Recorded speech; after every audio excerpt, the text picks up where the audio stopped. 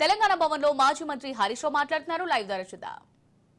ఆయనకు నిజస్వరూపాన్ని బయటపెట్టే ప్రయత్నం చేస్తున్నాం. ఈరోజు మనం జనరల్గా రెండు తలకాయల పాము గురించి అందరం విని ఉంటాం కదా. రెండు తలకాయల పామును చూసి మనం చాలా భయపడతాం. కానీ పాపం అది ఏమనది. రెండు తలకాయల పాము అది ఏమనదు, అంత పెద్ద ప్రమాదకరం కాదు. రెండు నాల్కల ధోరణి కలిగిన మనుషులు ఉంటారు.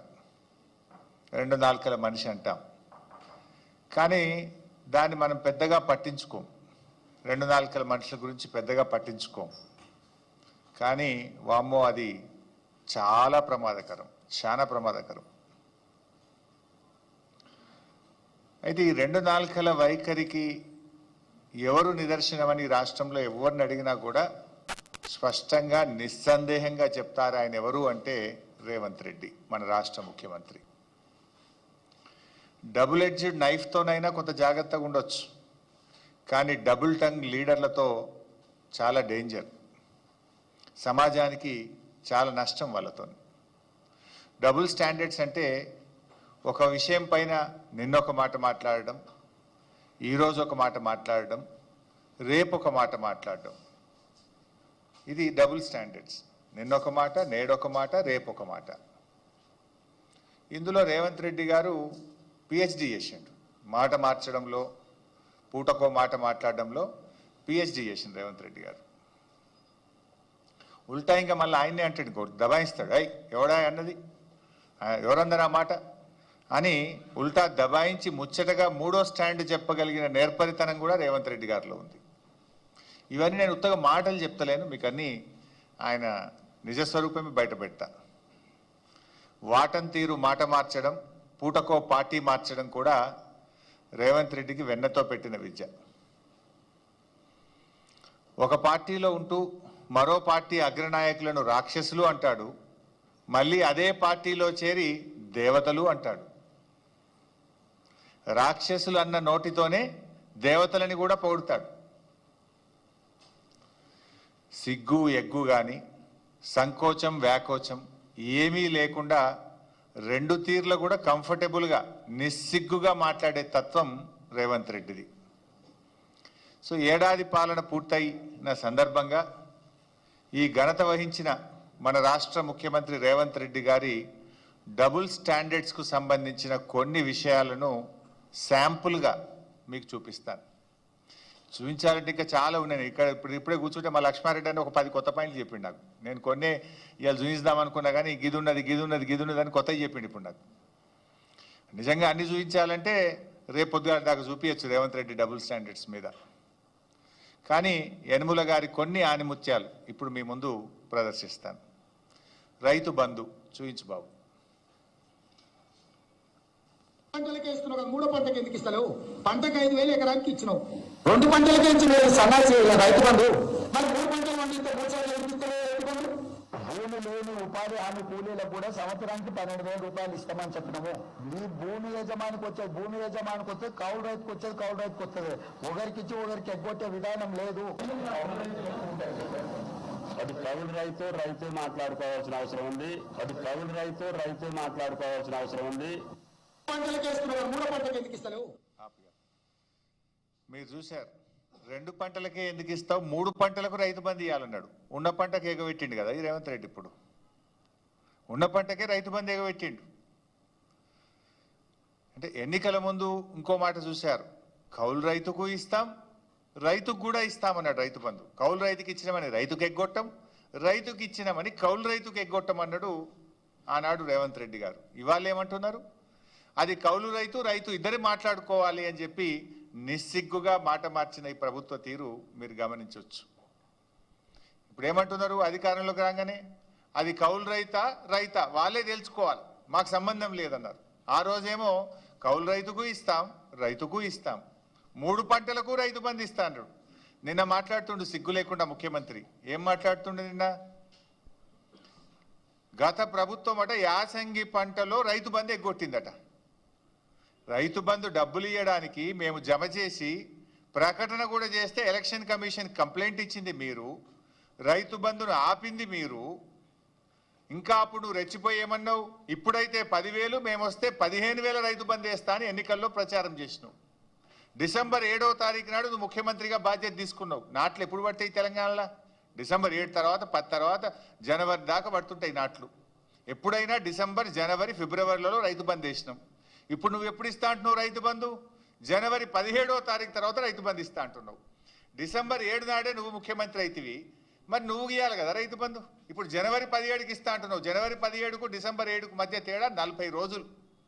అంటే రైతు బంధు ఎగ్గొట్టింది రేవంత్ రెడ్డి, నిస్సిగ్గుగా గత ప్రభుత్వం ఎగ్గొట్టిందని చెప్పగలిగిన నేర్పరితనం కూడా రేవంత్ రెడ్డిలో ఉంది. అంటే దొంగే దొంగ దొంగ అన్నట్టు ఈయన ఎగ్గొట్టింది రేవంత్ రెడ్డి, రైతు బంధును ఆపింది రేవంత్ రెడ్డి, కేసీఆర్ ఎగ్గొట్టిండు, బీఆర్ఎస్ ప్రభుత్వం ఎగ్గొట్టిందని ఉల్టా చోర్ కోత్వాల్కు డాంటే అనే విధంగా మాట్లాడిండు. కరోనా వరుస 2 సంవత్సరాలు కరోనా వస్తే కూడా క్రమం తప్పకుండా 11 విడతల్లో 72,000 కోట్లు ఇచ్చింది కేసీఆర్ కదా. రైతు బంధు, రైతు బీమా కలిపితే 82,000 కోట్లు రైతులకు నేరుగా లబ్ధి చేకూర్చిన నాయకుడు కేసీఆర్, నిజమైన రైతు బంధువు కేసీఆర్.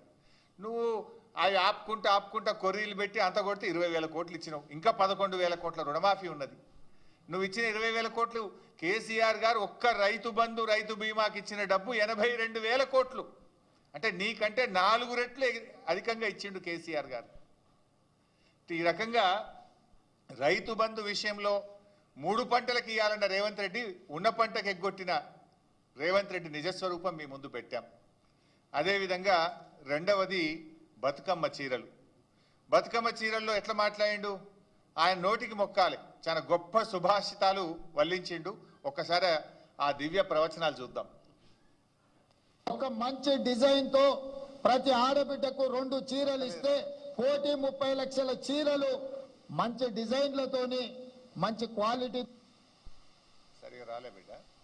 ఒక్క మంచి డిజైన్ తో ప్రతి ఆడబిడ్డకు 2 చీరలు ఇస్తే 1,30 లక్షల చీరలు మంచి డిజైన్లతోని మంచి క్వాలిటీతో ముందుకు రమ్మని మా అధికారులకు సూచన చేసినాం. ఒక్క మంచి ఆ రోజు ఏమో కేసీఆర్ గారి ప్రభుత్వం ప్రతి బతుకమ్మ పండుగ కూడా ఏ పేదింటి ఆడబిడ్డ కూడా పండుగ పూట పాత చీరలు కట్టుకోవద్దు, కొత్త చీర కట్టుకోవాలి, ఇటు చేనేత కార్మికులకు ఉపాధి దొరకాలని కేసీఆర్ గారు చీరలు ఇచ్చారు. ఏమన్నాడు రేవంత్ రెడ్డి గారు? చాలా మంచి డిజైన్లు ఇస్తాం, ఒక్క చీర కాదు 2 చీరలు ఇస్తా అన్నాడు. కానీ ఉన్న చీర ఎగబెట్టిండు కదా రేవంత్ రెడ్డి. మన తెలంగాణలో ఆడపిల్లల్ని మహాలక్ష్మిలుగా చూస్తాం.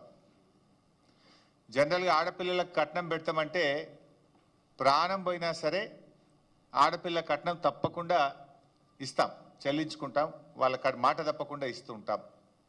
ఆడపిల్లకు మాట ఇచ్చి తప్పితే అది పెద్ద పాపంగా మనం తెలంగాణలో భావిస్తూ ఉంటాం.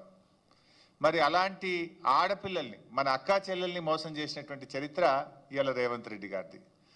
ఆ రోజేమో 2 చీరలు ఇస్తా అన్నాడు. 2 చీరలు కాదు కదా, కనీసం జాకెట్ పీస్ కూడా ఇవ్వలేన. జాకెట్ పీస్ కూడా ఇవ్వలే. పండుగ పూట ఆడపిల్లల్ని రేవంత్ రెడ్డి ఏ రకంగా బాధ పెట్టిండో, ఏ రకంగా మోసం చేసిండో ఆయన డబుల్ స్టాండర్డ్స్ ఇప్పుడు మన మహిళల విషయంలో చూసాం. అదేవిధంగా మూడోది ఎల్ఆర్ఎస్ చూపిస్తావునా?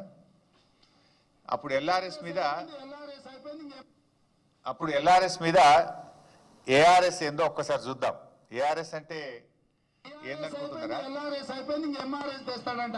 పెద్ద మంచి లేదు, పెద్ద మంచి ఎల్ఆర్ఎస్ అంటే అదే ఇంక ఎంఆర్ఎస్ కూడా తెచ్చేటట్టు ఉన్నాడు. అదేంటి అంటే మ్యారేజ్ రెగ్యులరైజేషన్ స్కీమ్ సార్.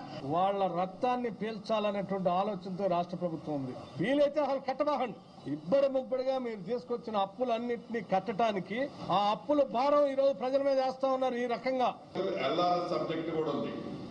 ఈ ఎల్ఆర్ఎస్ సబ్జెక్ట్ సంబంధించింది దానకిషోర్ గారు మీ అందరితో మాట్లాడారు, మేడం గారు కూడా మాట్లాడారు అనుకుంటాను, సేల్స్ గారు.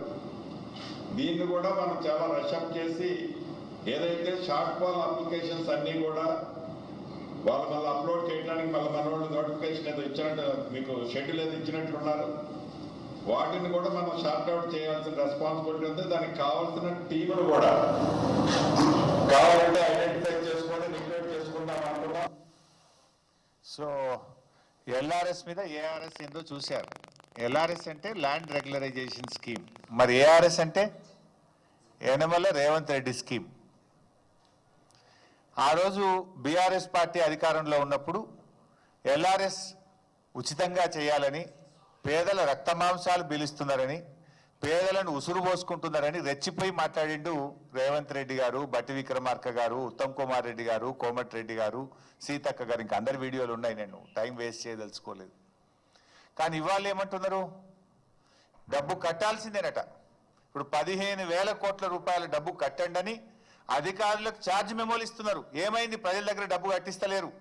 ప్రజల్ని బెదిరించండి, అవసరమైతే కడీలు వీకండి, లేఅవుట్లు కూల్చండి, ప్రజల చేత డబ్బు కట్టించండి అని చెప్పి ఇవాళ ప్రజల రక్త మాంసాలు పీల్చి ఇవాళ LRS డబ్బులు పేద ప్రజల దగ్గర వసూలు చేస్తూ ఉన్నారు. నేను అడుగుతా ఉన్నా, ఆ రోజు ఉచితంగా చేయాలన్న మీరు ఇవాళ పేద ప్రజల రక్త మాంసాలు ఎందుకు పీలుస్తున్నారు? ఎందుకు LRSకు ప్రజలు డబ్బులు కట్టాలి? కట్టద్దు అని బట్టి విక్రమార్క మాట్లాడింది కదా, గదే మాట మేమంటున్నాం. తెలంగాణ ప్రజలారా LRS కట్టకండి, ఆనాటి బట్టి గారి మాటని నేను ఇవాళ చెప్తా ఉన్నా. నిజంగా మీరు మనుషులైతే, మాట మీద నిలబడే తత్వం ఉంటే, పేదల మీద ప్రేమ ఉంటే LRSను ఉచితంగా చేయాలని BRS పార్టీ డిమాండ్ చేస్తుంది. 4వది నిరుద్యోగులు. ఇందులో అయితే ట్రిపుల్ స్టాండర్డ్గా, డబుల్ స్టాండర్డ్ కాదు, మనోడు ట్రిపుల్ స్టాండర్డ్. ఇది కూడా ఒక్కసారి చూద్దాం. ట్రిపుల్ స్టాండర్డ్ అది ప్రతిపక్ష నాయకుడిగా ఆయన పెట్టిన ట్వీట్, అపోజిషన్ లో పెట్టినప్పుడు ట్వీట్, ముఖ్యమంత్రి అయిన తర్వాత మాట్లాడింది. ఒకసారి చదువు రానోళ్లను ఇవాళ ప్రభుత్వం పరీక్షలు వేయాలంటారు, గ్రూప్ 1 పరీక్షలు వాయిదాలు వేయాలంటారు. లేనమైన మా పిల్లలు కూడా పరీక్షలు కొందరు వాయిదారు, కొందరు ముందు కోరు, కొందరు వెనుక కోరు అంటారు. తప్పకుండా పరీక్షలకు సంబంధించి కూడా మా పొన్నం ప్రభాకర్ గారికి చెప్తున్నా, పిల్లలు రోడ్డు ఎక్కే బదులు మన ప్రభుత్వం వినడానికి సిద్ధంగా ఉంది.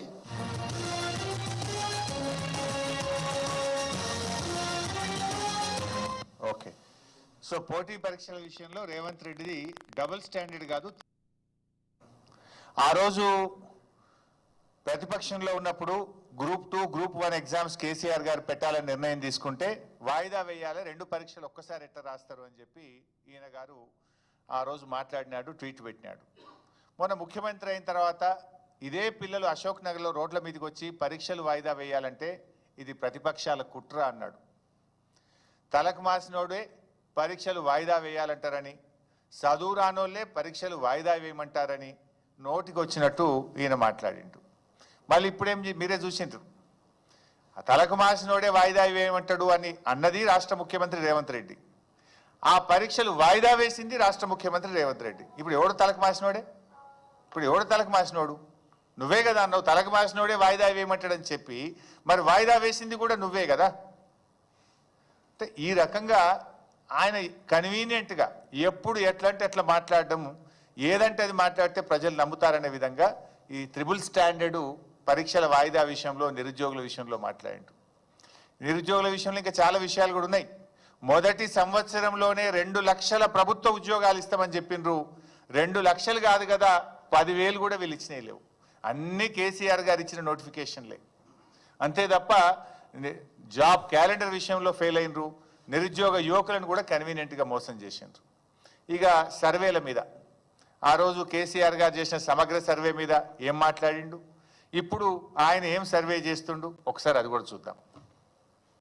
ఆయన అడ్డమైన మన ఇంటికి పంపించి మన ఆస్తులు, మన ఖాతాలు, మన పిల్లలు, మన వివరాలన్నీ అడ్డమైన చేతిలో పెట్టమంటాడా? ఎవడన్నా బుద్ధుడితో చేసే పనేనా? మెడకాయ మీద తలకాయ ఉన్నాడు ఎవడన్నా మంది వివరాలు మంది కాబట్టి ఎటువైనా పర్వాలేదని అనుకుంటున్నాడు. ఆ రోజేమో పచ్చ పార్టీలు ఉండయిన, పచ్చ పార్టీలో ఉన్నప్పుడు మేము సమగ్ర సర్వే చేపడితే ఏ రకంగా మాట్లాడిండో చూసిండ్రు. ఇప్పుడు 3 రంగుల జెండాల పార్టీలో చేరి ఏ రకంగా సర్వే చేస్తుండో కూడా మనం చూస్తున్నాం. ఇప్పుడు అడ్డమైన ప్రశ్నలు అడుగుతున్నది ఎవడు? ఇవాళ సర్వేలు ఏమేమి అడుగుతున్నా మీకు తెలియదా? బైసాబ్ మీ అందరి దగ్గర రాలేదా?